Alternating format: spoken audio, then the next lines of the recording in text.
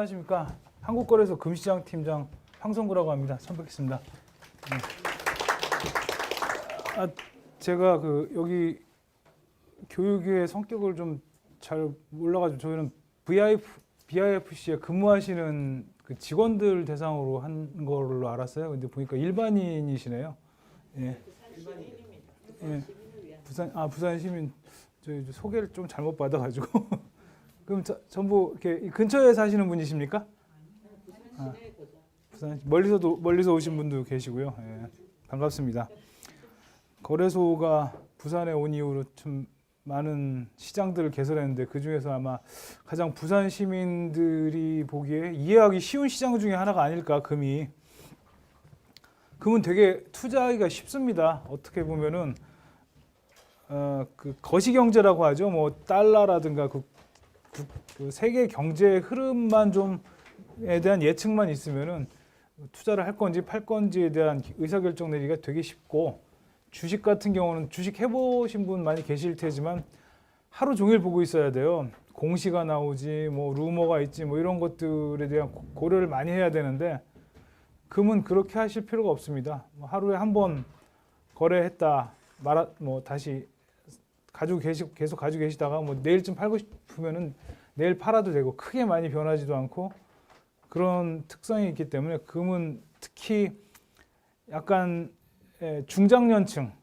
이제 은퇴를 준비하시는 분들한테는 되게 편리한 상품인 것 같습니다. 근데 이제 금이 과연 왜 투자 상품이 됐는지를 먼저 좀 한번 알아봐야 될 것 같습니다. 옛날에는 금값이 고정돼 있었죠. 저도 기억나는데 제가 시골에서 이제 학교 서울로 도예지로 올라와서 학교 다니면서 시골에서 온 친구들 중에는 목에 금목걸이나 이런 한 친구들이 가끔 있었어요. 시골에서 조금 사는 애들이죠. 이런 애들은 그 목적이 뭐였냐면 비상금이었죠. 사고를 친다든가 다친다든가 했을 때 비상금으로 금목걸이를 팔아서 뭐 어디에 충당을 해라 이런 목적이었으니까, 그런 거 보면 금이라는 게 사실 돈하고 똑같은 거거든요. 근데 아마 IMF 전까지 금값이 변하지 않았을 겁니다. 6만 원에서 계속 고정돼 있었어요. 우리나라의 금값은. 왜냐하면은 들어올 수가 없었거든요. 관세 장벽 때문에 금이 들어오게 되면은 그 해외에서 들어올 때 높은 관세를 물다 보니까 해외랑 우리나라 금값이랑 항상 차이가 나게 돼 있었던 거고, 해외 금값이 좀 출렁이더라도 우리나라의 금값은 워낙 높은 수준을 유지하고 있으니까 그대로 유지하고 있었던 거죠. 그래서 그 당시에는 IMF 전 이후 뭐 최근 2000년까지는 금이 투자 자산이 아니었어요. 금값이 변하지 않았기 때문에. 그런데 이제 금값이 많이 변하고 있습니다. 비로소 투자 자산으로도 가치가 생긴 거죠. 변하지 않는 자산은 필요가 없지 않습니까?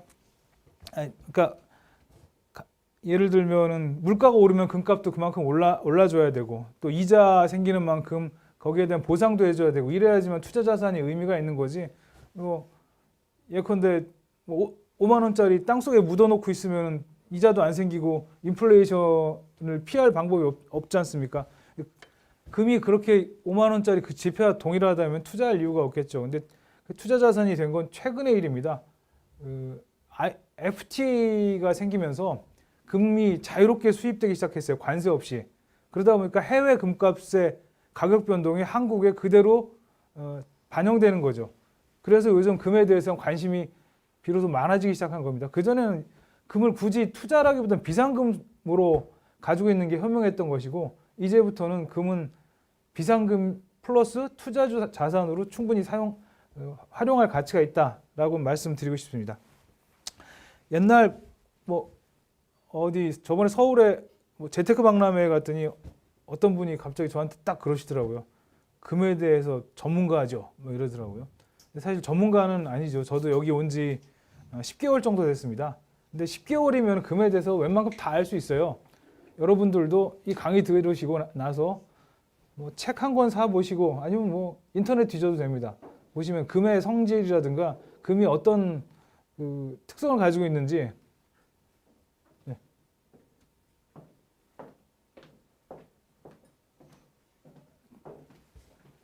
연구센터에서 오셨습니다. 금에 대해서 연구를 많이 하고 계십니다. 거래소 연구센터 소장님이시고요. 그래서 이제 인터넷만 조금 보면은 금이 어떻게 가격이 어떻게 움직이는지 옛날에 어떻게 움직였는지를 알 수가 있기 때문에 뭐 돈 벌 목적 아니더라도 세계 경제의 흐름을 좀 알고 싶다 하시는 분들은 금을 조금 사두시고 모니터링 하시면 굉장히 그 하루하루가 또 재밌습니다. 구리 역사를 보면은 뭐 저도 이거 다 찾아본 겁니다. 제가 뭐 연구한 사람은 아니고요. 구리가 약 기원전 9,000년 전이니까 10,000년 좀 넘었죠. 인간이 최초로 이용한 금속이 구리라고 합니다. 구리는 뭐 그 길에서 옛날에는 구리가 흔했다고 그래요. 지표상에 구리 그 덩어리가 구리 인곳이죠. 그 구리 광상이 흔히 발견될 수 있었고 그 뭐 불난데 이렇게 녹여보니까 구리가 쉽게 녹더라. 그래서 뭘 만들었을 것으로 보입니다. 근데 금은 구리보다 더 귀한데 구리보다 좀 늦게 인류가 이용하기 시작했다고 그래요. 기원전 5,000년, 7,000년 됐습니다. 그런 이유는 뭐 당연합니다. 금이 더 구리보다 발견하기가 어렵기 때문이었죠. 더 깊은 땅 속에 있고 덩어리로 존재하지 않고 대부분 사금이나 뭐 이런 형태로 존재했기 때문에 금이 아무래도 좀 늦게 이용된 것으로 보입니다. 근데 어쨌건 금이 발견되고 나서 인류 역사가 많이 발전을 했습니다. 여기 보시다시피 콜럼버스가 미국 대륙을 찾아서 항해를 떠난 건 금을 찾아서였던 거고요. 지팡구라고 혹시 들어보셨습니까? 지팡구가 재팬입니다. 그 서양에서는 그 지팡구라는 그 환상의 섬이 굉장히 그 당시 탐험가들한테 그 가서 금을 찾고 싶은 그런 섬이었다고 그래요. 당시 지금 일본이 그렇게 금이 많은지는 모르겠는데 서양 역사책에 보면 지팡구가 황금이 넘쳐나는 섬이다라고 표시가 되어 있다고 하죠. 동양은 어쨌거나 그러니까 유럽에 사람들이 빠글빠글 모여 사는 그런 곳이 아닌 동양 또는 알지 못하는 그 미지의 세계는 그 당시 서양 사람들한테 굉장히 금이 넘쳐나는 세상으로 다 인식이 되고 있었습니다. 또 잉카나 아즈텍 제국 아시죠? 지금 멕시코, 페루 이쪽 지방들. 결국 이 사람들이 멸망했던 이유는 금을 가지고 있었기 때문입니다. 스페인 침략군이 금을 차지하기 위해서 그나라를 정복했고 그리고 왕을 죽이고 그 금을 다 차지한 거죠. 국가가 망합니다. 금 때문에. 또 재밌는 얘기 있습니다. 교회 다니시는 분 뭐 계시겠지만 십자군 전쟁 아시죠? 그 십자군이 아랍을 정복하기 위해서 아랍의 이교도를 정복하기 위해서 길을 떠났습니다. 근데 그냥 떠난 게 아니죠. 금의 사실은 목적이 있었던 거죠. 그냥 그 당시에는 자기가 가서 전쟁이 나면 약탈하는 거예요. 자기 약탈해서 자기가 갖는 건데 그 이교도 국가에 아랍 중동 국가에 금이 없었으면 누구도 가지 않았을 겁니다. 가서 약탈을 해서 자기가 들여온 뭐 무기를 살 돈, 그 다음에 식량 살 돈을 다 충당을 할 목적으로 갔었던 거고요. 뭐 사실 이런 얘기 계속해도 괜찮겠습니까? 재밌죠? 히틀러 제2차 대전 아실 겁니다. 히틀러가 폴란드를 가장 먼저 침공을 했죠. 폴란드를 먼저 침공해서 유태인 거주 지역을 점령을 했습니다. 유태인은 금이 많죠. 히틀러가 제일 전쟁하면서 가장 고민했던 게 전쟁 자금이거든요. 제일 먼저 시작한 게 폴란드에 있는 유태인 집단 거주지를 습격을 해서 그 유태인으로부터 금을 뺏는 겁니다. 그 금을 빼앗아서 전쟁 자금에 충당을 할 목적이었고요. 그리고 거기 있던 사람들은 아우슈비츠 수용소로 가서 다 이제 강제 노역이나 또 죽거나 그랬죠. 또 미국의 캘리포니아가 미국에서 제일 잘 사는 동네죠. 결국은 허벌판인 캘리포니아가 사람들이 모이면서 산업이 발달했던 이유는 골드러시 때문이었죠. 사금을 캐기 위해서. 근데 보시면 재밌는 게 있습니다. 이 골드러시 시절에는 금이 굉장히 쌌어요. 캐는데 돈이 안 들었으니까요. 도시락만 싸가지고 가서 하루 종일 건지면 뭐 금 한 덩어리라도 구할 수가 있었지 않습니까? 금값은 그래서 지표면에 있는 금들이 계속 고갈되기 시작한 거죠. 싸니까 아무것도 배우지 못한 사람 또는 가진 거 없는 사람이 뭐 채반 하나 들고 가서 금을 캘 수가 있었으니까요. 근데 지금은 금이 상당히 비싸졌습니다. 왜냐하면 지표면에 우리가 흔히 발견할 수 있는 금들은 이미 다 고갈된 상태고요. 땅 속에 들어가서 캐기 시작해야 되기 때문에 금값은 서서히 오르는 겁니다. 그때부터. 금이 돈을 금이라고 쓰죠. 일확천금, 금전 뭐 이런 거. 금하고 돈은 동일했습니다. 근데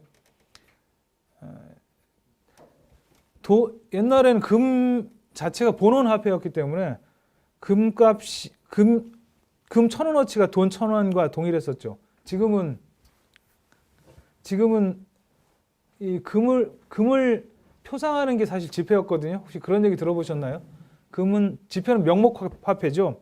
옛날에 유태인들이 세금으로 금을 거두면 유태인들이 다 가지고 있었습니다. 유럽에서 유태인들이 가지고 금을 보관했다는 그 쪽지 증명을 유태인이 자기가 맡을 테니까 요걸 가져가면 언제든지 금과 바꿔주겠습니다.라고 써줬던 게 바로 지금의 지폐거든요. 네, 그래서 금은 지폐 어머니죠. 마지막 줄입니다. 백금이 있죠. 백금도 굉장히 귀한 금속이거든요. 금처럼 마찬가지로 썩거나 뭐 녹지 않고. 근데 왜 백금은 투자 자산이 안 되는지 혹시 아십니까?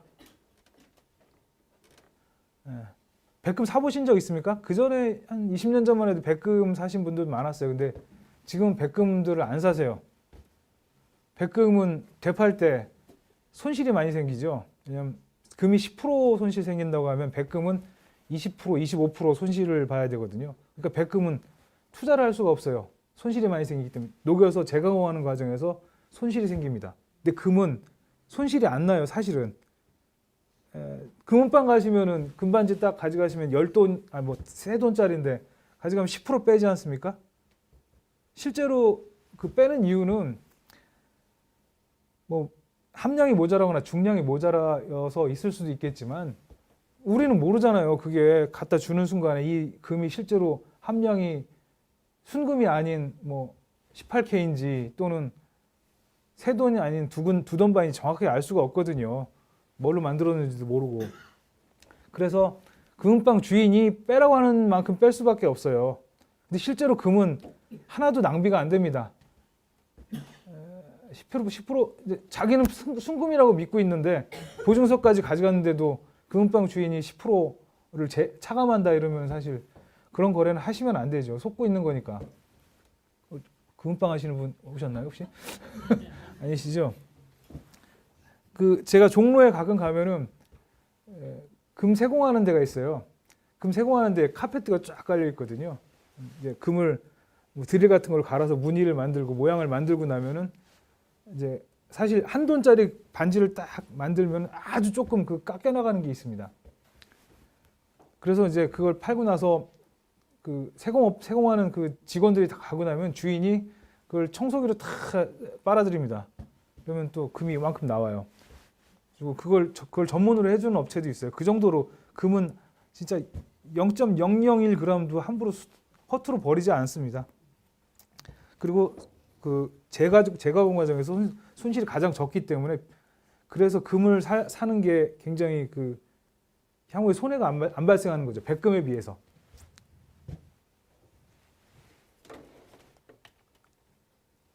자, 이제 본격적으로 그렇다면 금에 어떻게 투자할 것인가에 대해서 한번 알아보도록 하겠습니다. 금에 투자할 수 있는 방법은요, 크게 우리나라에서 4가지가 있습니다. 아까 말씀드린 금은방에 가서 금을 사는 방법이 있고요. 비슷한 게 이제 그런 걸 실물 보유라고 하죠. 실물을 보유하시는 방법이 있습니다. 그 실물을 보유하시는 방법에는 금은방에 가서 사거나 인터넷에서 사거나 홈쇼핑에서 사는 방법, 이렇게 나눌 수가 있겠죠. 사실 굉장히 비쌀 수밖에 없습니다. 이렇게 실물로 보유하시면은 아까도 말씀드렸지만 되팔 때가 문제가 됩니다. 되팔 때 우리는 아무리 자기가 함량이 99.99%라고 주장을 해도 저희는 그걸 측정하는 장비가 없기 때문에 개인들은 금은방 주인이 그렇다고 하는 수대로 믿을 수밖에 없어요. 의사가 처방해 주는 대로 뭐 약 먹는 수밖에 없듯이 뭐 그렇습니다. 그래서 이제 사람들이 고안을 했겠죠. 아, 이거 좀 억울한 것 같다. 되팔 때 손실을 안 보는 방법이 뭐가 있겠느냐? 바로 골드뱅킹이 있습니다. 은행에서 신한은행 같은 데서 골드뱅킹 많이 최근까지 했었죠. 은행에서 금을 사고 파는 방법이죠. 은행에서 금을 사고 팔 때는 헬이라고 해서 10%를 떼거나 하지 않습니다. 다만 수수료가 붙을 뿐이죠. 그럼 실물 보유할 땐 수수료 안 붙느냐? 거긴 마진에 다 포함되어 있으니까 수수료가 없는 것처럼 느껴지지만 사실은 실물 보유가 가장 수수료가 더 많겠죠. 홈쇼핑 같은 경우 15% 정도 수수료를 받는 걸로 알려져 있어요. 뭐 그렇다면 골드뱅킹이 실물보다는 훨씬 낫겠죠. 그 다음에 이제 좀 더 발달한 방법으로 ETF라는 게 있습니다. 금 펀드에 투자하는 방법이죠. 금 펀드에 투자하는 방법이 있는데 이것은 주식을 좀 하실 줄 아시는 분들이 인터넷으로 사고 파는 방법이죠. 근데 이것은 이제 아무래도 골드뱅킹에 비해서 수수료도 싸고 뭐 여러 가지 혜택도 있겠습니다만 기본적으로 ETF라는 거는 실물이 아니기 때문에 펀드이기 때문에 운영 수수료를 지불해야 돼요. 그래서 수수료가 역시 부담이 되죠. 금이 굉장히 가격 변동이 작아요. 그래서 1% 오르기가 쉽지 않거든요. 근데 수수료 1% 내고 나면 별로 남는 게 없을 수 있어요. 뭐 5, 6% 하루에 뭐 5%, 6%씩 오르면 괜찮겠지만 뭐 1% 올렸다 내렸다 이렇게 하다 보면은 수수료 내고 나면 남는 게 없을 수 있습니다. 그래서 한국거래소가 정부가 시킨 건데 국가에 시킨 건데 한국거래소가 정부 주도로 개설한 KLX 금시장이 있습니다. 이거 좀 이따 설명해 드리겠지만 이게 가장 저렴하게 투자하실 수 있는 방법입니다. 뭐 거래소가 하시는 말씀은 믿어도 되시는 거 아시죠? 아, 날짜가 잘못됐습니다. 죄송합니다. 이거. 퀴즈 하나 내볼게요. 우리나라도 옛날에 그 서양 역사책에 보면은 신라가 나오고요. 금이 하도 귀해서 개도 금목걸이 차고 다닌다는 그런 나라로 알려져 있었다고 합니다. 현재 우리나라에서 1년에 생산되는 금의 양이 얼마나 되겠습니까? 1년에 생산되는 금. 예? 맞춰보시죠. 예, 없습니다. 우리나라는 금광이 다 폐쇄됐죠. 그러면 금은 어디서 나느냐? LS 니꼬 동제련하고 그다음에 고려아연에서 광석을 수입하죠. 아연 광석하고 동광석을 수입을 할 때 거기 광석에 금이 조금 섞여 나와요.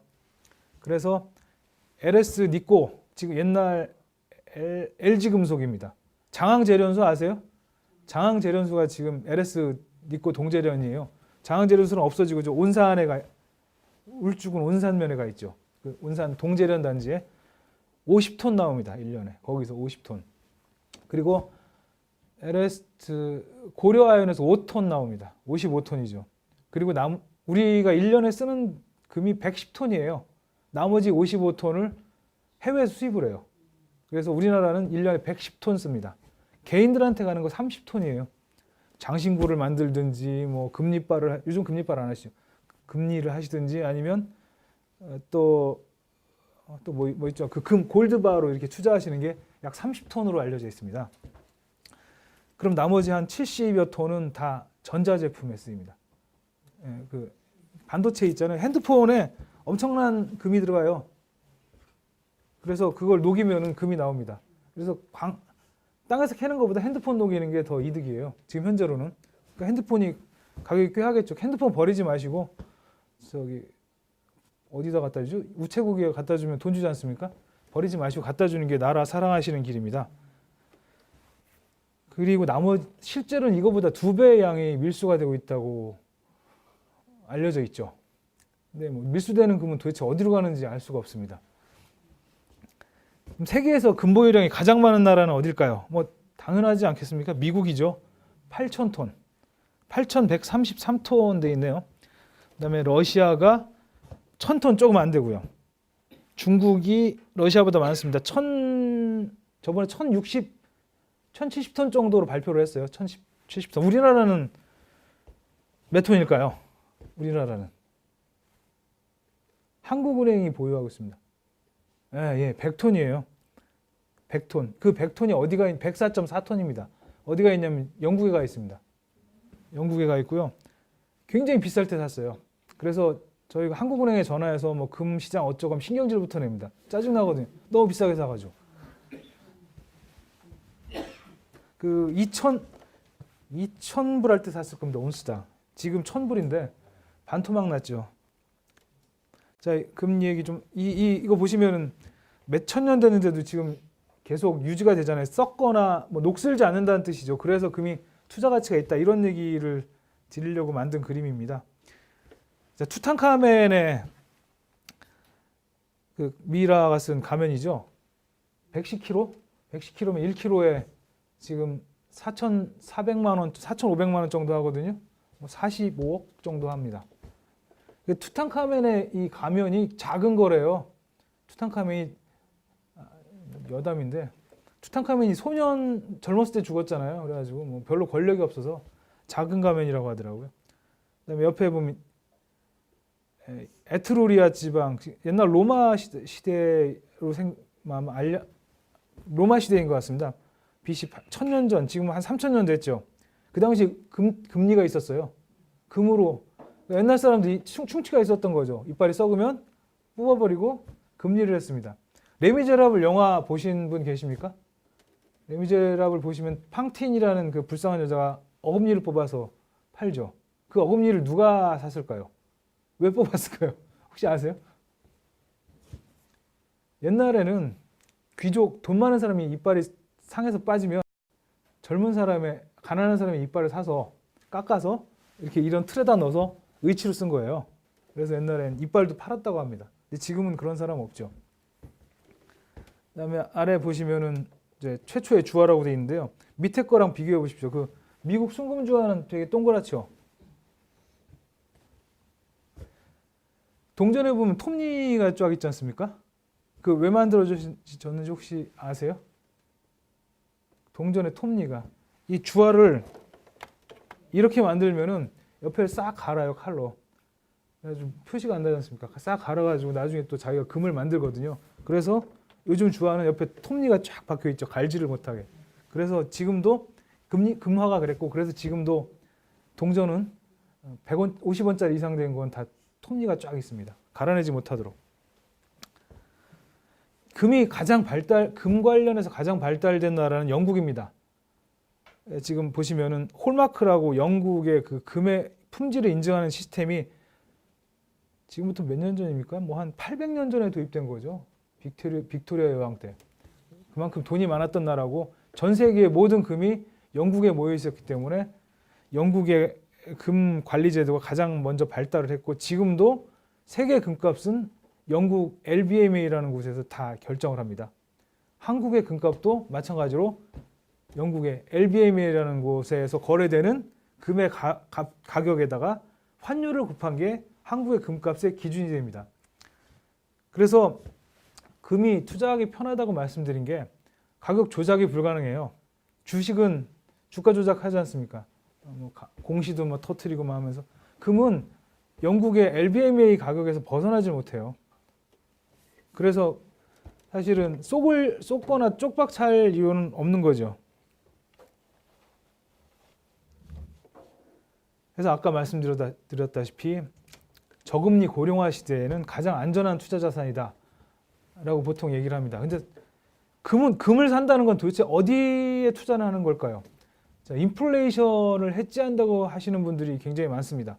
왜냐하면은 옛날에 금 한 돈에 쌀 한 가마니를 샀는데 지금도 금 한 돈이면 쌀 한 가마니를 사지 않느냐. 그러므로 금을 사고 있으면 돈의 가치 변화로부터 회피할 수 있다라고 말씀하시는 분들이 많은데, 사실 나중에 그래프를 보시면 알겠지만 인플레이션을 정확하게 해지를 하지 못합니다. 왜냐하면 인플레이션을 해지하려면 금값과 근본이자가 되면 인플레이션이 해지가 되겠죠. 그러나 정확하게 해지는 못하고, 해지한다고 하면 투자할 가치도 없어요.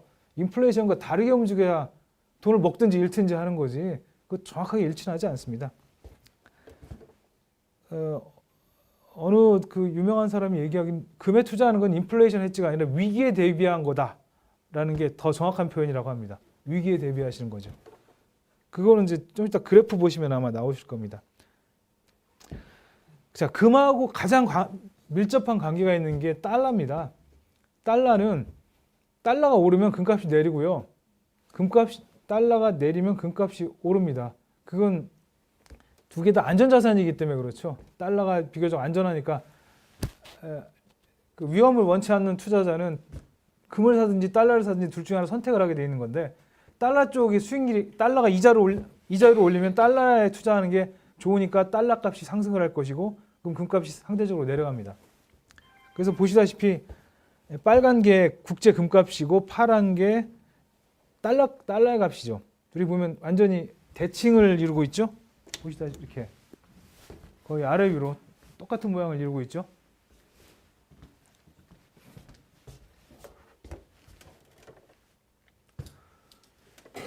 자, 이거는 지금 미국에서 나온 자료인데요. 인플레이션을 감안한 금값입니다. 보시면은 한국은행이 여기서 샀습니다. 한국은행 여기서 샀으니까 전화만 하면 신경질 내죠. 그리고 이제 그 옛날에 여기 1972년까지 35달러였어요. 무조건. 미국에서 그렇게 정했었어요. 35달러에 금 1온스를 바꿔준다. 44년부터 72년까지 그 브렌트 우주 체제라고 들어보셨을 겁니다. 달러가 금에 연동합니다. 그러니까 금값은 변동하지 않았어요. 근데 이제 달러 가치는 실제로 변동을 했죠. 월남전이 끝났지 않습니까? 이때부터 금값이 뛰기 시작한 겁니다. 금값이 뛰기 시작했고 달러 가치는 떨어지기 시작했고, 그래서 인플레이션만 해지한다면 투자할 가치가 없지만 실제로 똑같이 가지 않지 않습니까? 인플레이션보다 더 오르죠. 더 오르면서 투자 가치가 생긴 거죠. 금은 이때부터 사실은 자유로워진 거예요. 돈으로부터. 돈과 이제 이혼을 하고 금값이 자유롭게 변동하기 시작한 거거든요.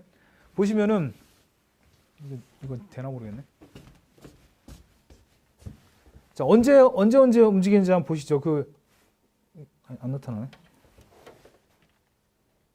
올라가겠습니다. 이때가 오일 쇼크 때죠. 오일 쇼크 때. 오일 값이 오르니까 금을 팔고 석유를 삽니다. 뚝 떨어지죠. 이게 언제냐면 소련이 아프간 침공하고 했을 때, 그때죠. 그 람보가 영화에 나왔을 때 냉전이 최고에 다다랐던 시기. 냉전이 끝나고 그 다음에 뭐 소련이 붕괴하면서 또 금값이 급격히 오르죠. 그리고 이게 최근입니다. 2000년도에 미국이 금융 규제를 완화를 했어요. 금융 규제를 완화를 하면서 파생 상품이 원자재에 투자하기 시작했거든요. 그때부터 치솟기 시작한 거예요. 2011년까지. 이때가 언제냐면은 유럽의 금융위기가 닥쳤을 때죠. 그리고 나서 금융위기가 잦아들고 파생 상품에 대한 규제가 강화되면서, 그러니까 투기 수요가 줄어든 거죠. 투기 수요가 줄어들면서 금값이 지금 내리막길을 걷고 있습니다. 지금까지도 내려가고 있어요.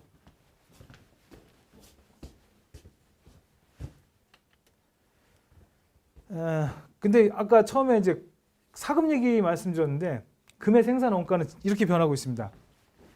옛날에 뭐 1980년대는 사금은 없었겠지만 200불이면은 금 1온스를 만들 수 있었어요. 지금 계속 올라가고 있죠. 뭐 잠깐 경제 위기가 생기니까 잠깐 좀 줄어들 수는 있겠지만 인건비 떨어지고 지금 2002년부터 급격히 올라가죠. 인건비도 올라가고 환경에 대한 부담이 생기기 시작한 거예요. 자, 금광을 파지 않습니까?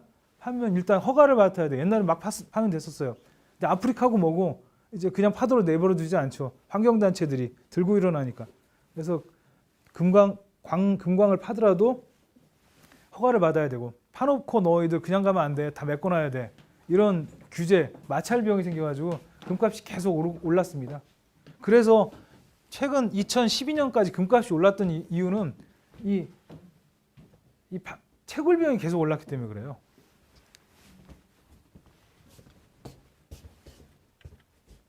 이제 국가별 생산 원가 그래프를 보시면은요,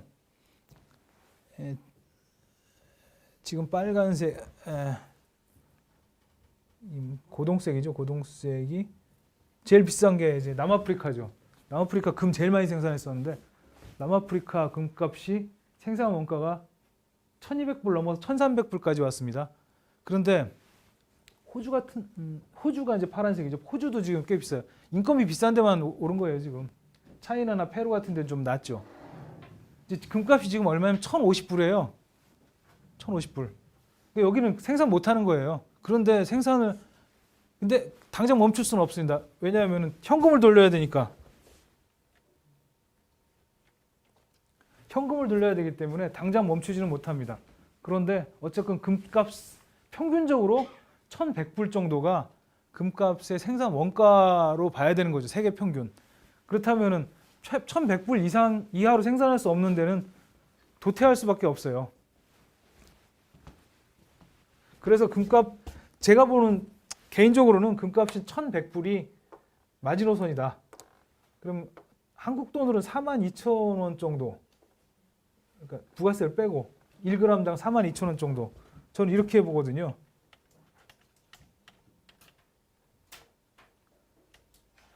요거 보시면 또 이제 채굴할 금이 줄고 있다는 골드만삭스인가 골드만삭스는 아닌 모양이네요. 그 보고서입니다. 원래 광산이 그렇지 않습니까? 그 금이 발견된다고 바로 팔 수 있는 거, 캐낼 수 있는 것도 아니고 뭐 타당성 조사, 그다음에 경제성 같은 거 조사를 해야 되는데 최근에 발견되고 있는 금의 양이 급격히 줄고 있죠. 2013년도에 거의 발견이 안 됐어요. 새로운 금광이. 그러나 옛날에 발견했던 금광으로부터 금은 계속 캐고 있었고 그 금이 생산량이 늘어난 거예요. 가격도 올라갔고 또 그 과거에 뭐 1990년도부터 90년 말까지 발견했던 금광으로부터 계속 캘 수가 있으니까 이미 투자해놨던 돈이기 때문에 멈추지는 못하는 거죠. 아까 말씀드렸다시피 그 생산 원가에 미치지 못할지언정 당초에 이미 그 광산을 개발하기 위해서 돈이 이미 들어갔었던 거니까 매몰 비용이기 때문에 그거를 회수하기 전까지는 중단할 수가 없어요. 그런데 결국은 뭐 이 그래프를 만든 투자은행의 말이 맞다면은 10년 안에 금의 채굴량은 계속 줄어들 겁니다. 그런데 아까 저희 나라 같은 경우 70톤 정도가 전자제품에 쓰인다고 했지 않습니까? 금은 안 쓸 수가 없어요, 앞으로. 특히나 이 전자제품이 복잡해질수록 금의 수요는 늘어날 수밖에 없습니다. 안 쓰이는 데가 없거든요. 금을 대신할 수 있는 제품도 사실 마땅치가 않아요, 지금 현재로는. 그 금을 대신할 수 있는 게 팔라듐 본딩 와이어라고 하던데 그것도 꽤 비싸요. 팔라듐도 백금의 일종이거든요. 그래서 금의 수요는 산업이 지금 전자산업이 유지되는 한도 내에서는 줄어들지 않을 것이다. 저는 이렇게 봅니다. 죄송합니다. 이건 좀 이따 이제 두 번째 시간에 틀어드리기로 하고요. 동영상입니다. 금 투자 방법 한번 비교를 해보겠습니다. 아까 네 가지 방법이 있다고 말씀드렸죠. 실물로 사는 법, 그 다음에 골드뱅킹, 펀드, KLX. 이거 한번 보겠습니다. 지금 실제로 언제 5월 달에 만든 표인데요. 24K를 1g당 살 때 귀금속 업체를 통해서 사면은 56,810원에 사셔야 됩니다. 부가세 포함해서. 그런데 KLX에 살 때는 42,500원이죠. 왜 싸냐? 왜 싸냐를 말씀드렸는데 저희는 부가세를 안 내요. 부가세 안 냅니다. 근데 실물 사실 땐 부가세 내셔야 되죠. 되팔 때는 부가세 손해보고 다시 되파는 거 아닙니까? 그러다 보니까 KLX에서 거래하실 때는 부가세를 안 내니까 부가세만큼 무조건 쌀 수밖에 없죠. 그리고 거래하는 그 금은방 마진이라든가 이런 것들 다 고려를 해야 됩니다. 그리고 지금 보시면 매수하고 매도하고 가격이 다르죠. 금은방에서 도매 가격으로 16,140원에 사더라도 팔 때는 바로 그 자리에서 15,810원 정도, 10% 정도 까질 수밖에 없죠. 그래서 무조건 거래를 하면 까지는데 거래소에서 하게 되면 그 가격 그대로 거래를 하실 수 있습니다. 산 가격 그대로. 다만 인출은 하시지 않으셔야 돼요. 무슨 뜻인지 아시겠습니까? 주식하고 똑같아요. 인출을 하면 부가세를 그때 내셔야 되거든요. 근데 내가 그냥 투자 목적으로 가지고만 있겠다. 인출 안 하고. 그럼 계속 사서 가지고 계시면 됩니다. 가장 싼 가격에. 홈쇼핑도 볼게요. 같은 날이에요, 이게. 아까 42,500원이었죠? 홈쇼핑에서 같은 날 얼마에 파냐면 52,620원에 팝니다. 이거 한 30 몇 프로 비싸죠? 35% 비싼 것 같은데요. 이 홈쇼핑은 아까 말씀드렸다시피 15% 마진이 있기 때문에 비쌀 수밖에 없어요. 여기 신문 보시면은 매일경제에 나온 건데요. 재테크 목적으로 살 때는 KLX 금현물 시장을 이용하는 것이 가장 싸고 높은 수익을 거둘 수 있다라고 이미 신문에 났습니다. 그런데 이 강의를 듣고 가셔가지고 딴 데를 가시더라고요. 금거래소 뭐 이런데. 기억이 잘 안 나시는 것 같아요. 그래서 인터넷을 치셔가지고 금값 치면은 제일 먼저 나오는 게 한국 금거래소입니다. 한번 들어가서 보세요. 금거래소가 뭐냐면 금은방이에요. 근데 여기 와서 여기 제일 싸다고 이제 외우고 가신 거죠. 한국 거래소가 제일 싸다. 그리고 나서 금거래소에 가서 전화를 해서 거기서 삽니다. 그러시면 안 돼요. 증권사를 통해서 사셔야 됩니다. 자, 두 가지를 기억하시면 되죠. 제일 싼 데가 한국 거래소고 거래하는 방법은 증권사를 통해서 거래하는 거다. 은행도 아니에요. 증권사예요.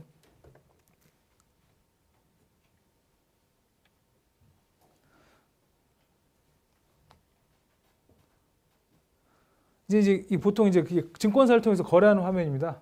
증권 거래해 보셨죠? 증권 거래하는 화면하고 똑같습니다. 그러니까 뭐 그렇게 어려울 건 없어요.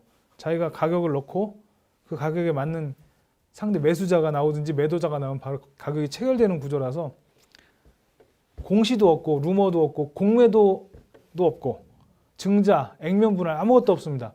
오로지 세계 경제에 대한 그 이해만 있으면 됩니다. 관심만 있으면 금 투자하는 게 누구나 가능하고 쉽습니다.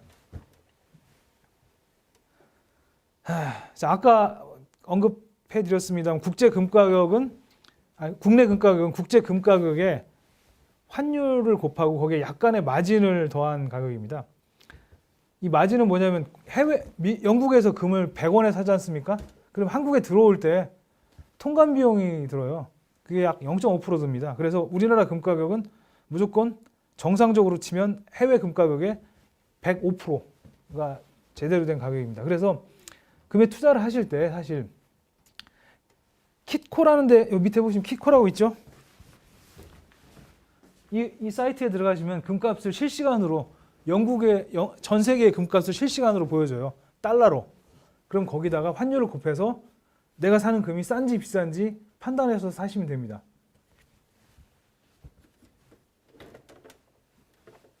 지금 보시면 이게 10년간의 그래프죠. 지금 여기인데 어제 가격입니다. 어제 가격 약 뭐 1,050달러 정도 되는 것 같아요. 6년 전이 1,050달러였습니다. 6년 전, 요 시점에. 6년 만에 최저 가격입니다. 아까 그래프, 요거 보셨겠지만, 2000년 전부터 한 12년간 올랐죠? 금값이. 6년째 내리고 있는데, 지금 6년째 내렸다는 사실하고, 이제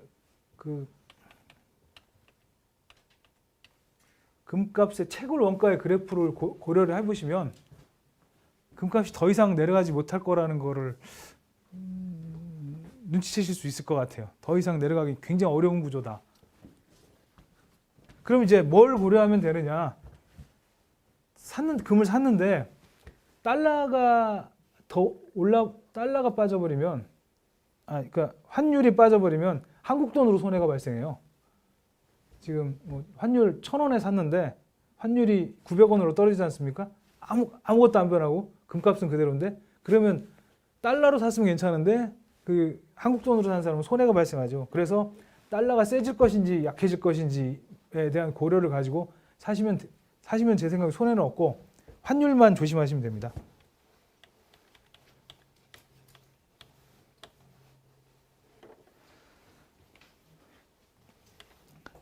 최근 1년간 그 금값 흐름을 쭉 보시면은 KLX 금 가격을 가지고 만든 그래프거든요.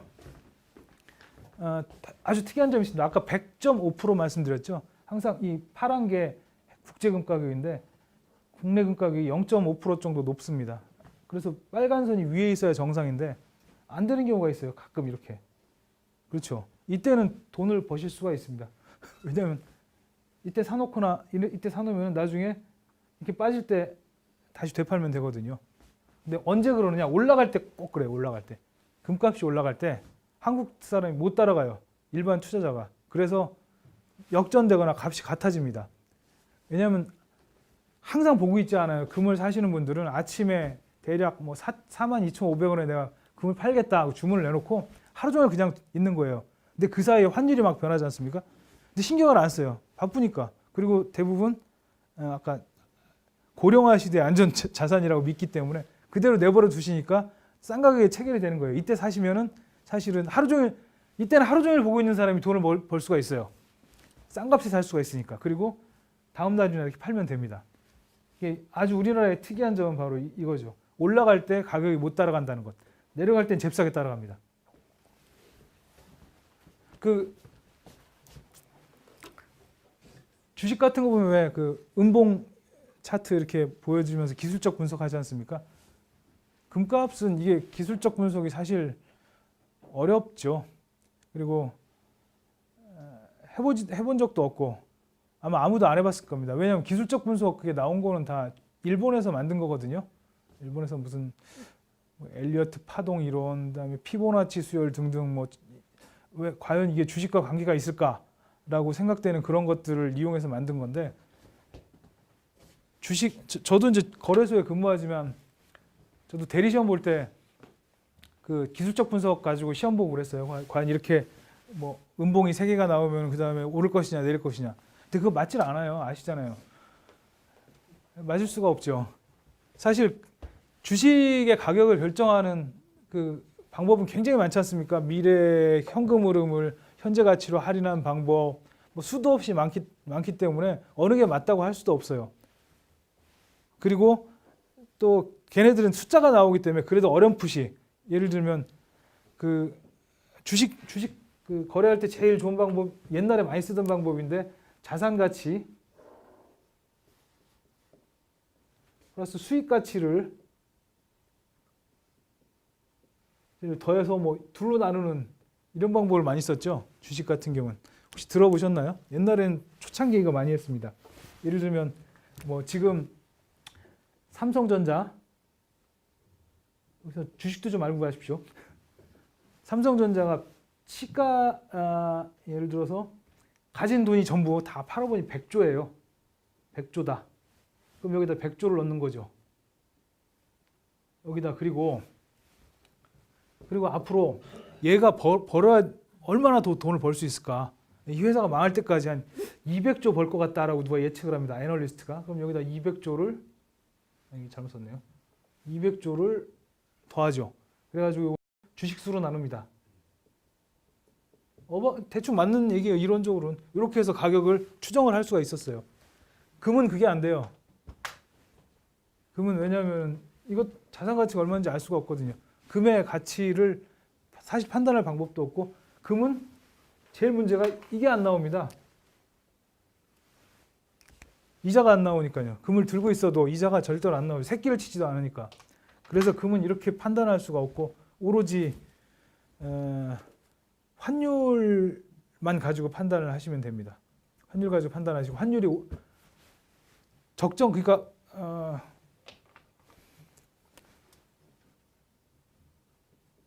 보유 가치와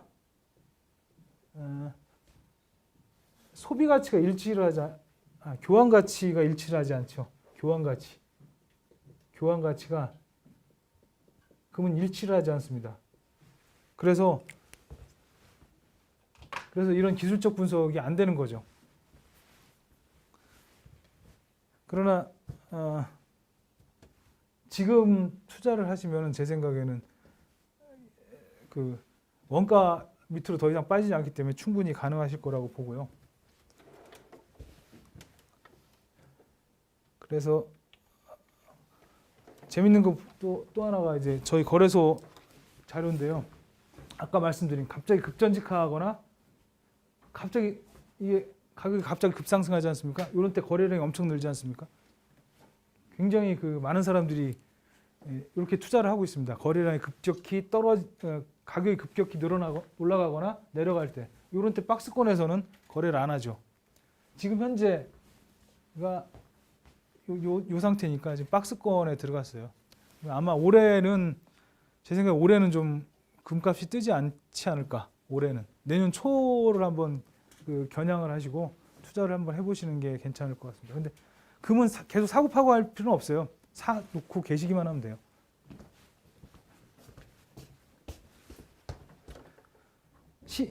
지금 거래량이 줄었던 이유 중에 하나는 FOMC의 그 이자율 때문에 그래요. 내일 아마 결정될 텐데 지금 내일 어떻게 될지 모르는데 누가 사겠습니까? 그래서 지금도 12월 달에 그랬고 8월 달에도 이때 줄었죠. 이때 줄었던 이유가 8월 달에 9월 달에 올린다 만다 말이 많았지 않습니까? 때문에 계속 1년 동안 그래왔어요. FOMC 이자 올린다고 올리지도 않으면서 계속 그래서 금값이 지금 방향을 못 잡고 갈팡질팡하는데 FOMC가 이자율을 확정하지 않습니까? 그러면 이제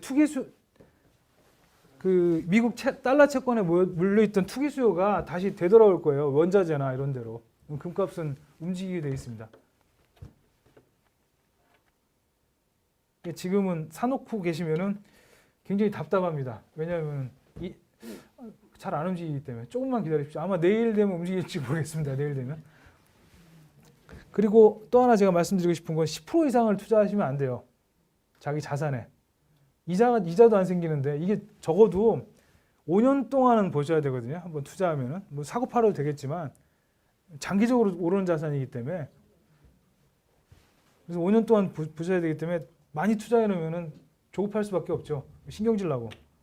제가 옛날에 조사한 거 보니까 5% 올랐어요. 1972년부터 2015년 초까지 매년 5%씩 올랐습니다. 금값이 평균적으로 떨어진 때도 있고 올라간 때도 있지만 그 평균은 5%. 지금 같은 시점에서 5% 정도 오르면은 괜찮은 수익률이거든요. 그렇지 않습니까? 지금 뭐 이자 넣어봤자 1%도 안 주지 않습니까? 1% 주지 않습니까? 거기에 비하면 괜찮죠. 저희는 그런 면에서 자, 뭐가 또 장점인지 하나 더 말씀드릴게요. 지금 KLX 금시장에 투자를 하시면 그러니까 골드뱅킹하고 이제 금융 상품으로 투자하는 방법이 두 가지가 있다고 말씀드렸죠. 골드뱅킹하고 ETF하고 그다음에 골드뱅킹하고 ETF 있습니다. 그다음에 장외 거래가 있는데 자, 골드뱅킹이나 ETF는 세제가 비슷해요. 그래서 같이 묶어놓은 거예요. KLX 금시장은 수수료가 0.3%죠. 그다음에 뭐 가령 42,500원일 때 10% 올랐으면 얼마 이득되느냐 이거 그려놓은 건데요. 매도 수수료하고 매수 수수료를 감안했을 때 10% 오르면 9.6% 이득됩니다. 왜냐하면 세금이 하나도 없기 때문에. 그런데 골드뱅킹을 하시면은 1%의 수수료가 붙어요. 수수료가 1% 붙고요. 그다음에 배당소득세가 붙습니다. 이게 제일 쥐약이에요. 15.4% 배당소득세 붙어요. ETF도 마찬가지고. 그러다 보니까 수익률이 반토막 나죠. 골드뱅킹 실물 거래는 더 심합니다. 실물 거래는 실제로 계좌형이 아니고 실제로 금을 사고 파는 거래요. 은행을 거래 상대방으로 해서 금을 사고 파는 거죠. 100g짜리, 50g짜리, 1kg짜리 사시면은 배당 소득세는 없는데 수수료가 5%예요. 한번 사시고 파실 때마다. 그래서 10% 올라도 남는 거 하나도 없습니다. 그런데 금은방에서 하시면 더 마찬가지일 테죠. 해리율 여기 계산 안 했는데 해리율 따지면은 바로 사서 바로 팔아도 10% 올라도 2.2% 마이너스입니다. 그래서 금에 투자하시고 싶은 계획이 있으신 분들은 여기다 투자하시는 게 가랑비에 옷 젖지 않는 방법. 수수료를 아껴야 돼요. 사실 하루에 1%도 안 오르는 걸 가지고 이득을 얻으려면은 아주 조그만 것도 아껴야 되거든요. 차비 이렇게 차비 아끼듯이 버스비 아끼듯이 아끼셔야지 수익이 나는 거지. 뭐 이렇게 당장 먹기 좋은 떡이 보기도 좋다고 여기 범일동 가가지고 금 사시는 순간에 바로 손실 보시는 거죠. 금을 사시고 장기적으로 투자하실 거면 요거 하시는 게 가장 좋고요.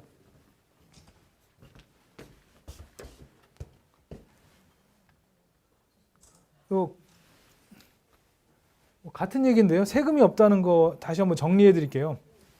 일반적으로 수수료율은 한 0.3% 정도 됩니다. 온라인으로, 인터넷으로 할 때. KLS 금시장은 세금 없어요. 그 거래 중에 부가세가 면세가 되기 때문에 세금 없으니까 걱정하실 필요 없고, 수십 번 거래하셔도 부가세는 없습니다. 다만 빼면은 부가세 있어요. 이거는 법으로 그렇게 돼 있어요. 그다음에 투자하시는 방법은 증권사 가서 하시면 되는데, 증권사 아니라 은행 가도 요즘 증권사 계좌 개설해 주지 않습니까? 11개 증권사가 있는데 키움증권이나 이런 거, 삼성증권에 가시면은 그거 개설해 달라고 하시면은 바로 개설해 줍니다. 인출하실 땐 1kg가 돼야지 인출하실 수 있습니다. 지금 4,400만 원, 4,500만 원 정도 합니다. 1kg 사실 때. 많이 내렸어요. 아까 금 펀드라고 말씀드린 금 ETF. 이게 제일 문제가 배당소득세가 있죠. 이건 사고 팔 때 수수료는 없어요. 사고 파는 이유가 없으니까. 들고 있으면 이제 처음에 샀을 때와 마지막에 팔 때 그 차이에 대해서 15.4% 배당소득세를 내셔야 됩니다. 그러니까 웬만큼 올라가지고는 이득이 안 생기죠. 골드뱅킹은 아까 신한은행 골드뱅킹 같은 데 통해서 거래하실 때 역시 배당소득세 15.4% 있습니다. 계좌형, 인출형은 이것도 부가세가 나가고요. 계좌형은 부가세 안 나갑니다. 어쨌건 이거는 이걸 빼고라도 세금 부분에서 굉장히 불리하죠. 그다음에 금은방은 무조건 부가세, 그리고 해리율 빠졌죠. 해리율 고려하면은 훨씬 더 손실이 큽니다. 금은방 아니라 홈쇼핑도 마찬가지예요. 오셨으니까 드리는 말씀인데, 조폐공사가 저희 그 품질 인증 기관인데, 조폐공사가 품질 인증을 하시면서 홈쇼핑에다 골드바를 팔고 있죠. 혹시 보셨습니까? 조폐공사 골드바.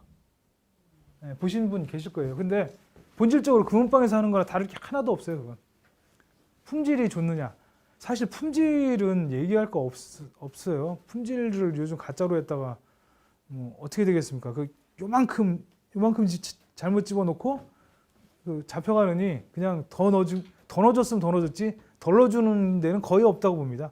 왜냐하면 금값이 워낙 투명하기 때문에, 그리고 경쟁이 심해요. 금 파는 수단이 많기 때문에 거래소 팔지요, ETF 팔지요, 골드뱅킹도 팔고 수도 없이 많은 그 금 거래업자들이 있기 때문에 이제, 그리고 소비자들이 바보가 아니지 않습니까? 함량 속이는 일은 거의 없습니다. 그래서 함량 믿고 사실 건 아니다. 저는 그렇게 말씀드리고 싶어요. 함량은 걱정하실 필요 없다. 어떤 게 싸냐? 이것만 고민하시면 됩니다.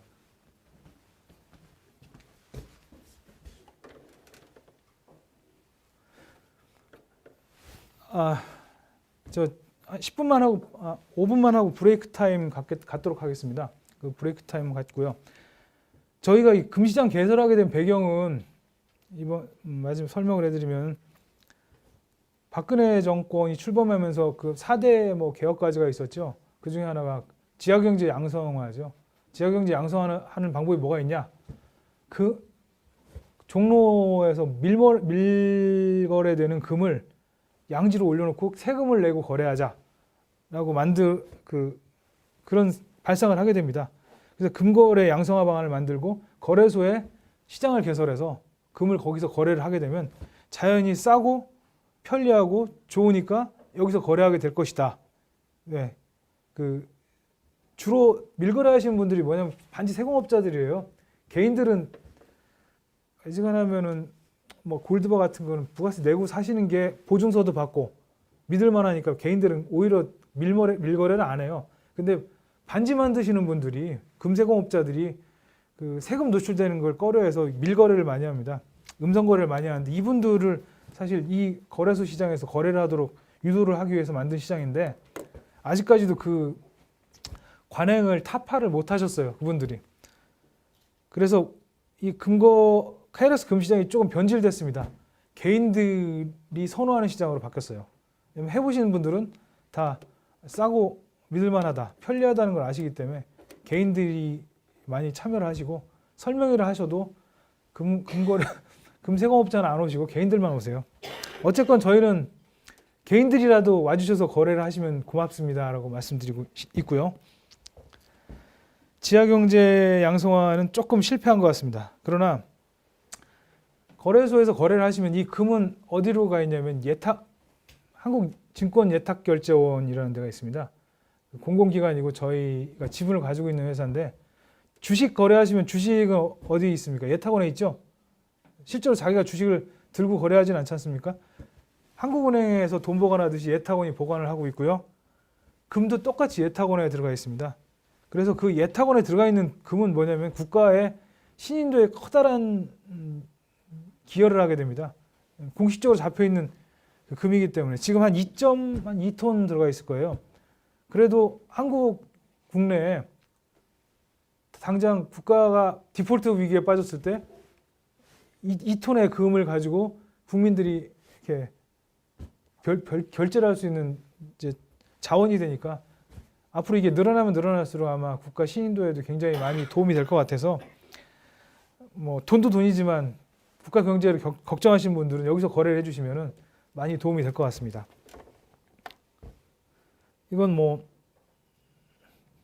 아까도 말씀드렸지만 조폐공사가 저희 품질 인증을 담당합니다. 인출하시는 경우가 많지는 않은데 인출을 하시게 되면은 1kg 단위로 인출 가능하다고 말씀드렸잖아요. 인출하시게 되면 조폐공사가 거기에 조폐공사 품질을 인증하는 마크, 그 다음에 보안 라벨 붙어서 이쁘게 포장돼서 나옵니다. 그래서 그걸 더 좋아하시는 분들이 있어요. 그거 붙어 있으면 뭐 더 쳐준다고 하더라고요. 지금 그 KNX 금시장에 거래되는 금의 종류는 세 가지가 있습니다. 현재로는 그래요. 앞으로 더 늘릴 건데 펜프, 스위스 펜프라는 데서 나온 금입니다.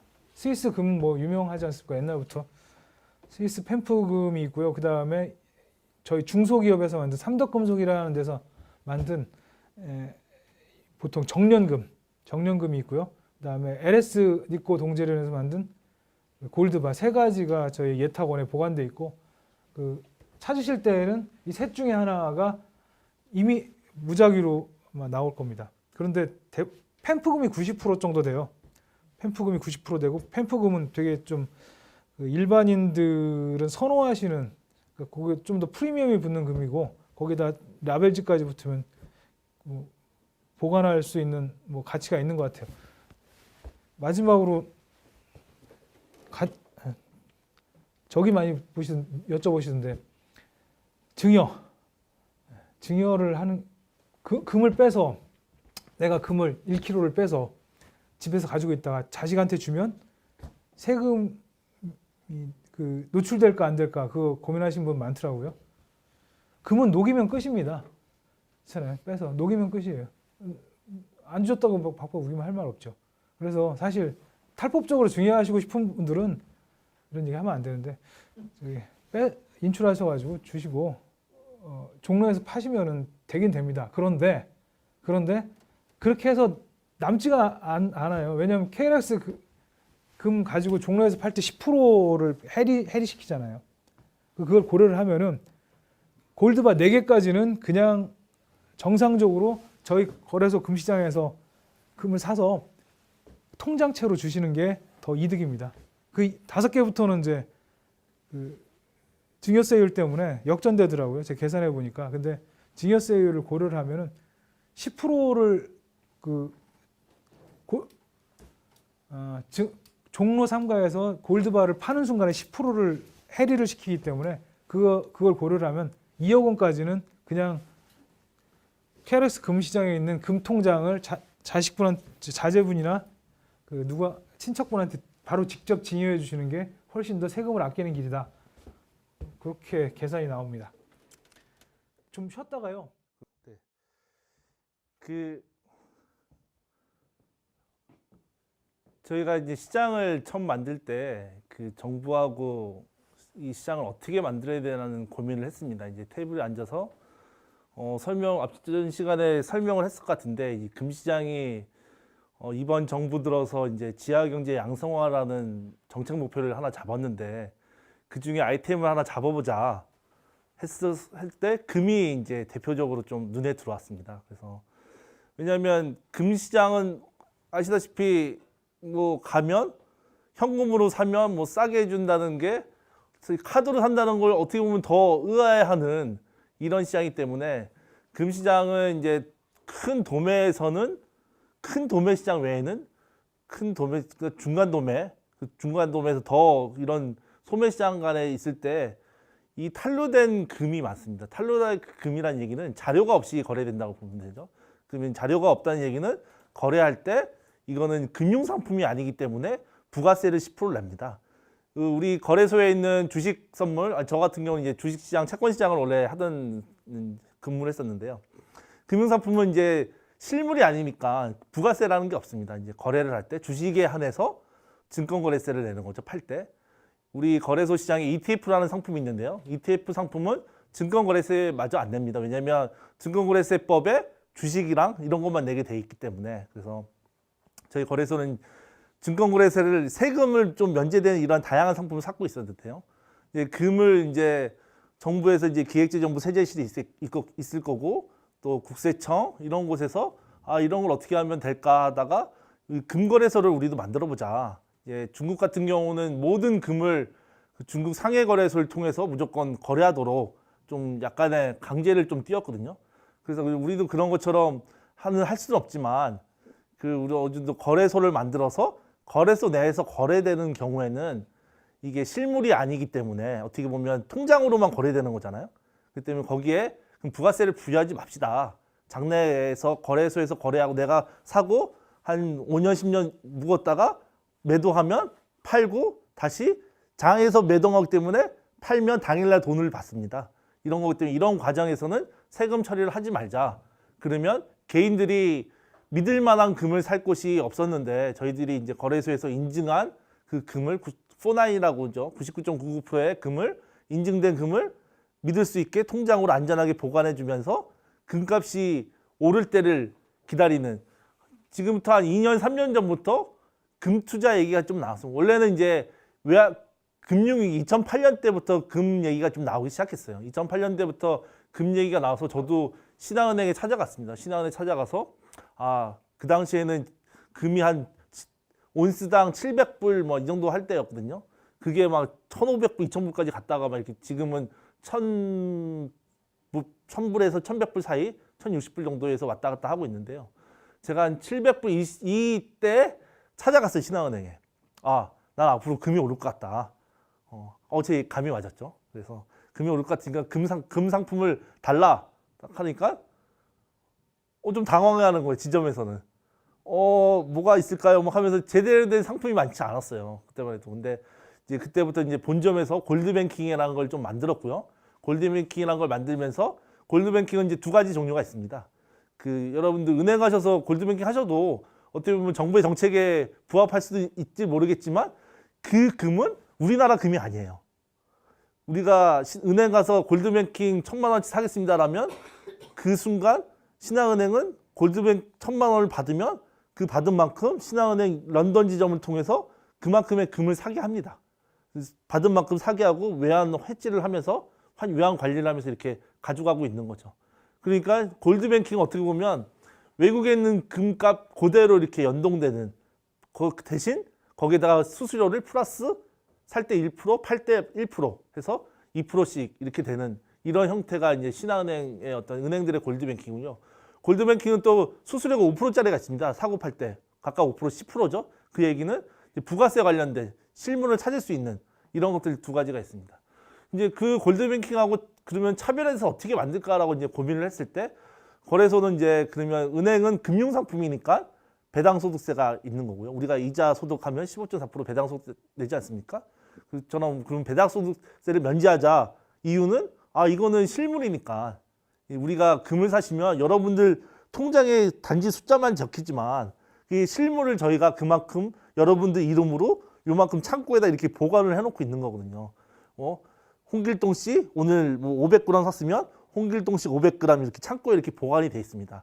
단지 골드바가 이제 1kg 바로 돼 있다 보니까 그래서 저희가 이게 잘라드리기가 힘들어서 저희들이 이제 인출을 하기가 좀 어려운 거고요. 그 잘라드린 것까지 하려면 비용이 너무 많이 들어요. 저희가 시장 운영하고 막 하면 일도 너무 많아지고 해서 이제 그거를 면제를 한 거죠. 그래서 들 때는 골드바를 집어넣고 사시면 이게 잘 기입을 해놓고 있고 파시면 저희들이 그걸 팔아서 돈을 당일로 찾을 수 있게. 주식은 사고 팔 때 T 플러스 2일입니다. 트레이드 거래일로부터 2일 후에 주식을 받고 사면 또 팔면 2일에 돈을 받습니다. 이제 금은 하지만 당일로 다 처리를 저희가 하고 있습니다. 왜?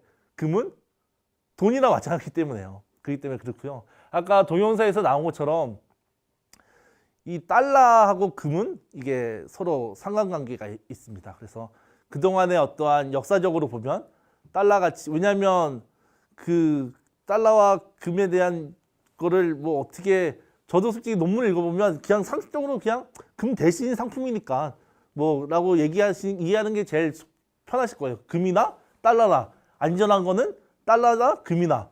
근데 금은 갖고 있으면 이자가 생기지 않잖아요. 실물이니까. 달러는 돈이니까 갖고 있으면 은행에 놔두면 이자가 생기겠죠. 미국에서 이제 내일 금리 인상을 할 텐데요. 뭐 할 예정이라고 그러죠. 그러면 금리를 인상한다는 얘기는 어떻게 보면 돈의 가치나 그게 좀 떨어질 수 있지만 그만큼 이자를 준다는 얘기니까, 그렇죠?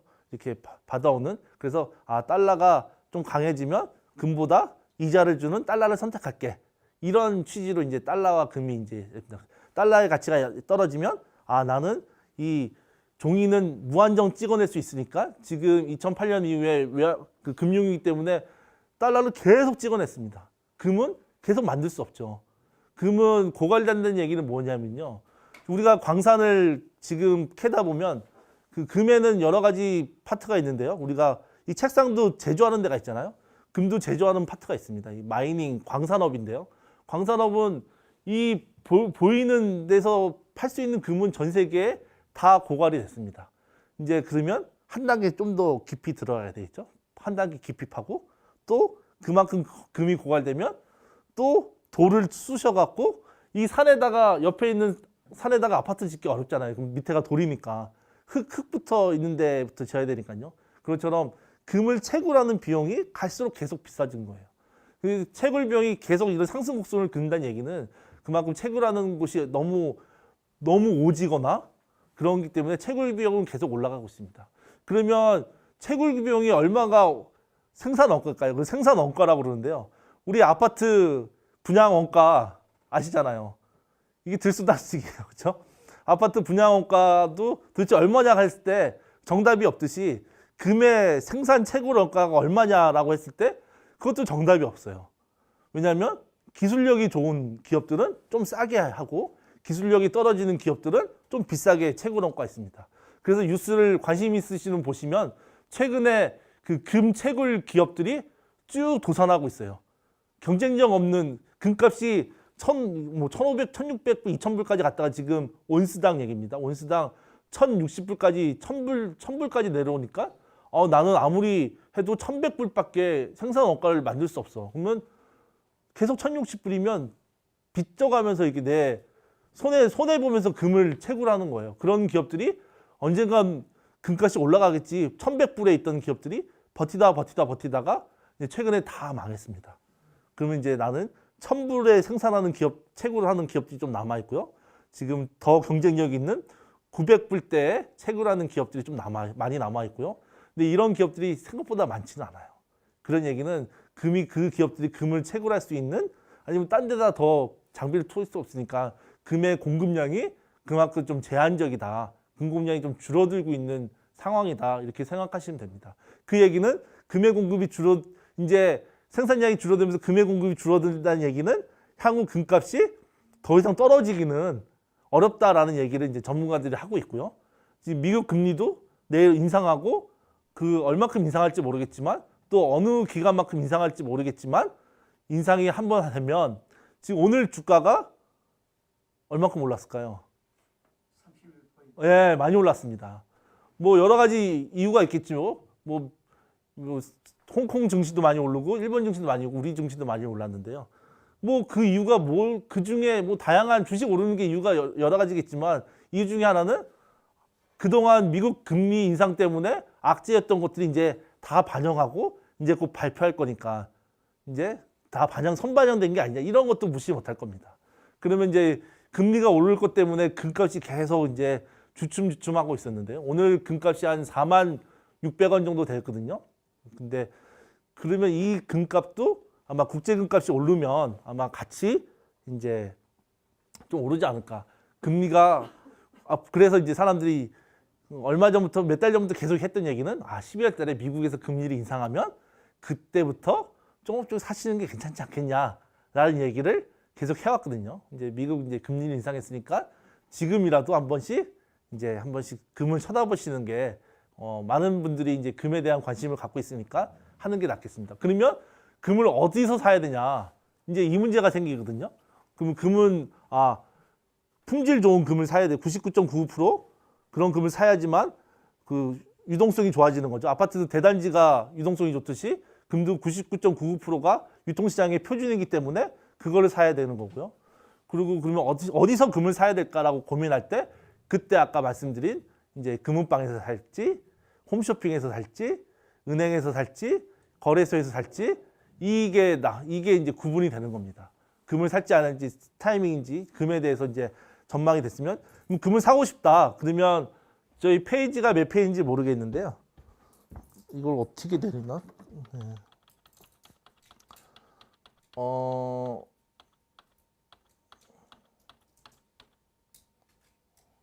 이거를 표가 이걸 한번 보시죠. 뭐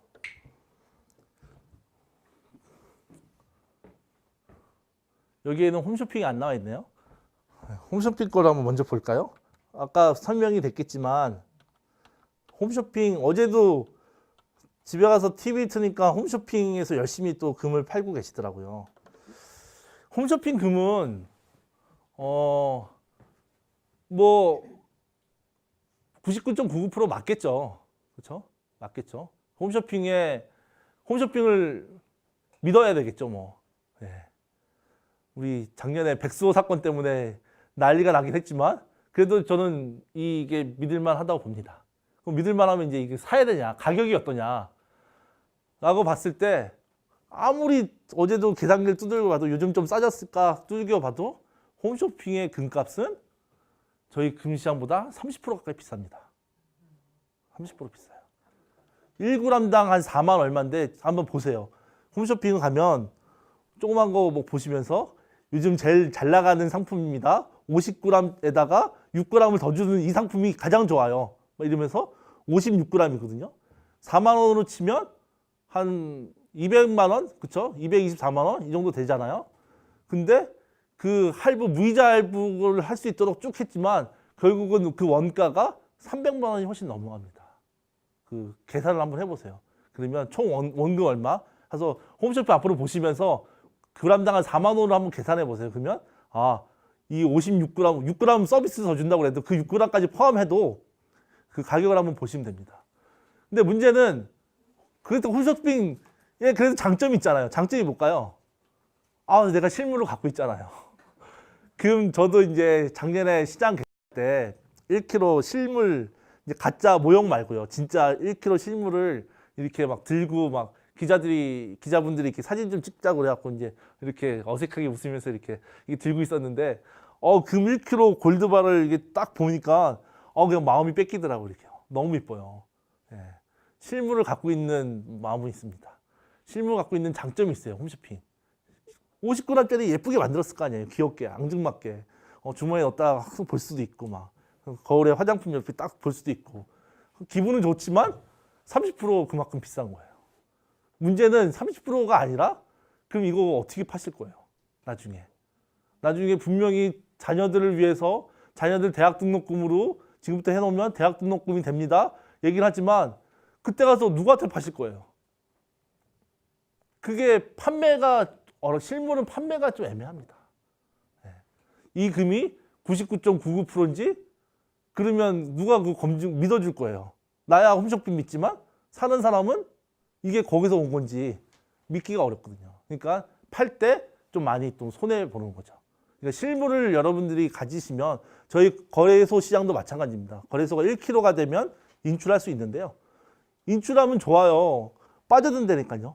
빠져들지만 나중에 이거 팔 때 팔라고 거래소 오셔도 거래소에서는 그런 업무를 안 합니다.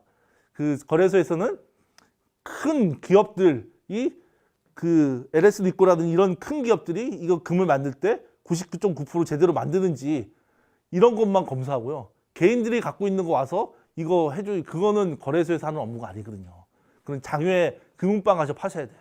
그러니까 꺼내는 순간 세금 10%를 내셔야 되고 또 나중에 파실 때 문제가 있으니까 저희 거래소 시장은 그게 잘못됐다는 게 아니라 저희 거래소 시장이 포커싱한 거는 금을 이렇게 좀 모아서 투자용품을 갖고 있다가 나중에 장기적으로 몇 년 후에 금값이 오르면 그때 파시는 하나의 상품으로 저희는 한 겁니다. 거래소는 상품을 거래하는 곳이니까요. 여러분들 투자 상품을 만드는 그런 차원에서 투자 상품을 만들었습니다.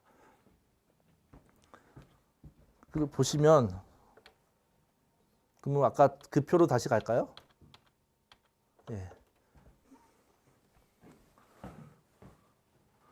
이 네 가지가 있습니다. 빨간색을 제가 써놨는데요. 그 세금 없음, 부가가치세가 면제. 아까 말씀드렸듯이 거래소는 통장으로만 거래되니까 사고 팔 때 부가세가 없습니다. 금은방에서 사시려면 부가세 10%를 내셔야 되겠지만 뭐 잘 내고를 잘 하시면, 협상을 잘 하시면 이 중간쯤에서 어느 현금가에서 사긴 하겠지만 그래도 그 도매가나 소매가가 저희 거래소보다 훨씬 높습니다. 왜냐하면 여러분들은 개인이잖아요. 개인이 도매 가격으로 사기도 어려울 뿐더러 도매 가격으로 사시더라도 이거보다는 약간 높다는. 예. 그렇죠. 금 ETF가 있습니다. ETF는 이제 금이라는 거를 상품으로 하는 지수를 만들어요. 그 지수가 펀드, ETF가 펀드라는 뜻이거든요. 금으로 만든 어떠한 가격을 추정하는 그 지수에 우리로 치면 주가지수 200, 코스피 200 이런 거 똑같은 금 무슨 지수가 있거든요. 금과 은을 그거에 하는 ETF인데 ETF는 배당 소수세를 내고요. 이게 운용 수수료도 있습니다. 그리고 골드뱅킹 아까 말한 대로 그 살 때 팔 때 수수료가 좀 있고요. 그나마 골드뱅킹 좀 날 수도 있지만 뭐 저희 골드뱅킹 할 바에 저는 이제 증권사 계좌 있으면 거래소 금 사는 게 골드뱅킹 은행 가서 그냥 4만 원어치 주세요. 뭐 이렇게 하기 좀 쉽지 않잖아요. 그렇죠. 근데 고민하시다가 이렇게 사시면 되고요. 금은방은 뭐 제가 금은방하고 저희하고 처음에 저희가 시장 개설할 때 가장 제일 신경이 쓰였던 것이 금은방입니다. 왜냐하면 저희가 이 시장을 만들어서 어떻게 이 금은방에 피해가 되지 않을까, 소매하시는 분들의 어떠한 영업권을 뺏는 게 아닐까, 이런 고민을 좀 했었습니다. 왜냐하면 괜히 저희가 시장 깨끗한 시장을 만든다고 하지만 뭐 경제 어떻게 보면 크게 거시적으로 생각해서 경제 힘들게 하는 게 아닐까라고 생각했지만 그 금은방에서는 주된 거는 이제 저거잖아요. 뭐 반지 많이 사시고 뭐이기 때문에 골드바 같은 거 이런 것들은 아니면 조금씩 그런 예쁘게 생긴 그런 거 말고는 저희하고 이제 겹치는 부분이 많지 않다고 생각해서 저희들이 이제 금은방인데, 금은방은 세공비도 있고 그리고 그 1g짜리도 팔긴 팝니다. 금은방에 가보면 저도 한번 몇 번 가봤는데요. 저희 잘 아는 저희 회원 중에 큰 금 하시는 세공업 하시는 분이 있지만 큰 금은방이 굉장히 큰 뭐 2층, 3층짜리 금은방 하시는 분도 회원으로 들어오시기 때문에 거기 한번 가봤어요. 놀러 가봤는데 되게 예쁜 걸 많이 만들었더라고요. 그거는 이제 어떻게 보면 아까 말했듯이 보면 굉장히 즐거움을 주는 그런 값을 지불하시는 거기 때문에 투자 상품으로는 우리 상품이 제일 좋다. 사시려면 거래소, 증권사를 통해서 사셔야 된다라는 말씀을 드리고 싶고요. 그러면 그러면 증권사를 통해서 어떻게 사냐? 여기 다 설명 들으셨죠? 설명 들으셨을 테고.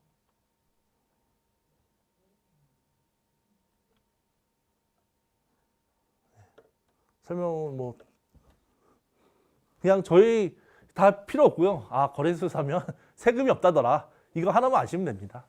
예. 뭐 저도 지금 제가 주로 하는 업무가 이제 기획재정부 세제실 찾아가서 이제 세금 조세특례제한법 이런 세금 같은 거 뭐 법령 시행령 고치는 작업을 제가 주로 하고 있는데 요즘 이제 세금이 그냥 없다. 거래소에서 하면 예, 이렇게 생각하시면 됩니다. 예. 질문을 받을까요? Q&A. 제가 너무 앞에 잠깐만 설명드리려고 그랬는데 벌써 시간이 이렇게 40분이 된지 몰랐습니다. 빨리 끝내드리려고 그랬는데. 예. 네, 말씀하시죠. 저희가 그 주식도 한 주씩 거래가 되고 그리고 예전에는 이제 주식이 10주씩 거래가 됐거든요. 뭐 그리고 이제 한 주씩 거래되는 것도 있고 뭐 그런데 그러면 우리는 투자 최소 단위는 1g을 하자. 그래서 1g씩 살 수 있습니다. 내가 주문을 1g씩 낼 수 있어요. 증권사에서 한다는 얘기예요? 예, 증권사에 계좌가 있으면요. 자료에 있는지 모르겠지만 저희가 금 시장을 거래할 수 있게 여기 11개 증권사가 있습니다. 이 11개 증권사에서 금 주문을 받습니다. 증권사가 아마 50몇 개, 60몇 개 있지만 이 금 업무를 할 수 있는 업무는 근데 주위에서 대부분 다 찾을 수 있는 50몇 개, 60몇 개 있지만 나머지 한 40개 정도는 여러분들이 찾을 수도 없는 회사들이에요. 이렇게 어디 저희들도 찾을 수 없는 그런 회사 웬만하면 다 있습니다. 예, 그렇기 때문에 이 11개 증권사에다가 주문을 내고요. 만약에 인터넷 주문을 만약에 여러분들이 뭐 HTS라든지 웹 WTS 같은 걸 주문 내신다면 금 삼성전자 종목 찾듯이 금을 찾아서 딱 금 수량 1g 매수 이렇게 딱 하시면 됩니다. 그리고 갖고 있다가 내 잔고가 뭐 10g 있다 그러면 한 금값이 오르면 뭐 나중에 10g 클릭해서 매도 10g 딱 주문 클릭만 하시면 됩니다. 저 같은 경우는 이제 저희는 이제 주식 투자를 거의 못하게 제한되어 있기 때문에 주식 투자는 못하고요. 또 금시장 팀이라고 금도 제대로 거래를 못하게 하더라고요. 그래서 저는 이제 저 개인적인 뭐 말씀드리긴 좀 그렇지만 우리 애 이름에 통장이 있습니다. 그래서 애한테 이제 용돈 겸 얼마 이렇게 항상 설날 추석 때 이제 그 생기면 이제 그거를 이제 지금부터 금을 사도록 이렇게 지금 중학생인데요. 이렇게 쭉 뭐 나중에 되면 예, 좋겠죠. 그때로 계속 현금으로 놔두면 은행에다도 좀 놔둬봤지만 이 통장이 어디 있는지도 모르겠고 예, 막 그러다 보니까 금을 계속 좀 하는 것도 괜찮은 것 같더라고요. 그래서 조금씩 사고 있는 예, 이런 사람들도 많이 있습니다 주변에. 오늘 45,500원, 600원쯤 됩니다. 그러면 저 수수료가 네, 그 증권사에 내는 수수료 당연히 있고요. 네. 그다음에 이 저기 거래소 네. 내가 내는 수수료 따로 없는 거예요? 아, 거기 수수료 설명이 별로 없어서. 따로 있습니다. 네. 따로 있지만 증권사 수수료에 다 포함되어 있습니다. 여러분들이 신경 쓸 거는 증권사 수수료만 내면 증권사가 받아서 그 중에 0.0000 몇 프로를 거래소에 줍니다. 그러면 네. 아까 그 표에 보면 네. 증권 계좌가 있을 경우에도 금융 계좌 그 계좌 외에 별도의 계좌가 있어야 된다고 써 있었던 거예요. 네, 맞아요. 맞습니다. 그럼 그거는 그냥 온라인에 다시 계좌를 하나 더 만들어 가지고 거래를 해야 되는 거예요. 예. 그 금융당국하고 이제 올 한 해 동안 다시 한번 고민을 했던 게 그냥 증권사 계좌에서 이걸 내도록 하자. 주식 사고 있는 계좌에서 내도록 하자 했는데 위험 관리가 이제 금은 금융 상품이 아니기 때문에 증권사에서 계좌에서 바로 내도록 하면 금에 대한 설명을 제대로 들은 것도 아니고 약관이나 이런 것들이 다 금융 상품이 되어 있기 때문에 그렇게 하지 않도록 했습니다. 그래서 전화로 증권사 계좌를 갖고 계신 분은 전화로 나 금을 사고 싶다 하면 그 자리에서 바로 추가로 유선상으로 계좌를 하나가 밑에 번호 다른 금거래 계좌는 번호로 하나 띡 생깁니다. 그리고 본인이 전화하기 싫으셔도 인터넷 홈페이지에서 나는 계좌 추가하셔서 금하고 하면 본인이 바로 만들 수 있습니다. 그래서 금거래 계좌에서 주문을 내셔야 돼요. 왜냐하면 저희들이 위험 관리라든지 아니면 그 세금 이런 정의라든지 이런 것 때문에 동일 계좌에 쓰기에는 조금 너무 제가 좀 밀어붙이긴 했지만 서로 막판에는 이게 좀 리스크 관리상 떨어지는 게 낫겠다라는 결론을 내고 예, 따로 계좌를 만들기로 했습니다. 그 금을 구입하려면 그 만약 1,000만 원이다. 네. 분할 구입이 낫겠습니다. 아니면 일시에 막 1,000만 원이 다 사야 아니면 나눠가지고 이렇게. 선생님은 화끈하신 거 보니까 그냥 한 번에 확 사셔도 될 것 같긴 한데요. 제 생각은 지금 금값이 어떻게 될지 모르니까 좀 1g 단위니까요. 금액이 되게 조금 더 살 수 있거든요. 보통은 이제 투자할 때 가장 기본 원칙이 한 3번 정도 나눠 사는 것도 좋지 않냐 이렇게 얘기를 합니다. 그래서 지금이 저점이란 걸 누구도 모르잖아요. 저는 저거 누구도 모르기 때문에 뭐 기간은 어느 정도 내가 이 정도 기간을 두고 사겠다 그러면 그 정도 기간에 뭐 매주 뭐 3주 걸쳐서 매주 수요일마다 내가 사겠다라든지 아니면 월수금 사겠다라든지 뭐 이렇게 좀 나눠서 사는 것도 괜찮고 예, 그런 것 같습니다. 잠시 아까 인터넷 뒤져보니까 저 증권사도 수수료가 다 다르더라고요. 네, 많이 증권사- 차이가 나더라고요. 보니까. 증권사 간에 많이 차이가 나는 거는 아마 비교를 온라인 수수료는 대동 비슷하고요. 온라인 또 차이가 있고. 그렇죠. 네. 뭐 키움이 조금은 싸긴 싼 것 같아요. 키움이 좀 싸고요. 네. 그리고 한때는 금 수수료를 딴 데서도 좀 싸게 했었는데 금이 좀 주문이 들어오니까 다시 좀 다른 것처럼 좀 높이는 경향도 좀 있는 것 같아요.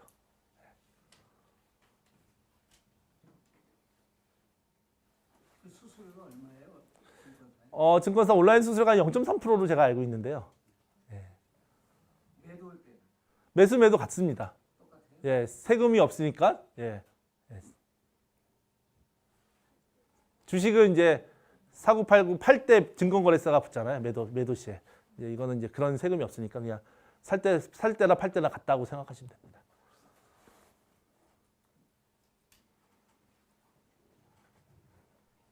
현금으로 매수하고 네. 그다음에 팔면은 현금으로 갈 수 있는. 그럼요. 금을 현금으로 1,000만 원치 사면 지금만 뭐 1,000만 원치 얼마 될까요? 한 250g이면 보면 샀다가 팔면 바로 당일날 줍니다. 당일날 현금. 예, 안 찝니다. 그 양도 차익에 대해서 세금이 없습니다. 네, 수수료만 내시면 됩니다. 다른 세금 문제는 이게 실물이기 때문에 그런 거 쫙 다 정리하고 시장을 만들었습니다. 대신 금시세가 높아지면은 이익이. 그렇죠. 예, 그건 이제 투자 상품이니까 이제 어쩔 수 없는 거. 예.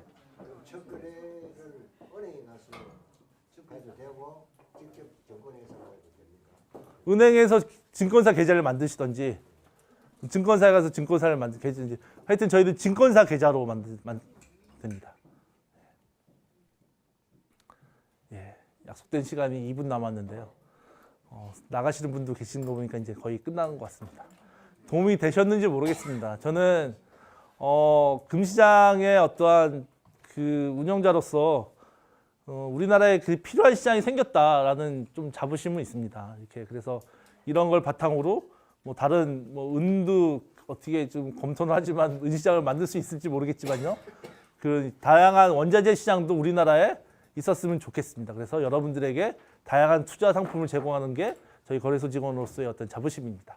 그동안 이것도 좀 관심을 가져야 된다는 말씀이죠. 예, 지금 많은 분들이 문의도 오고 있고요. 몇 년 전부터 금에 대해서 하고 지금이 금을 사야 되지 않나라는 언론 보도도 많이 나오고 해서 뭐 지금 사시라는 게 아니라 지금부터 아마 좀 관심은 그래도 사지 않더라도 관심은 가질 때가 되지 않았나 이렇게 생각합니다. 그러면 마치겠습니다. 감사합니다.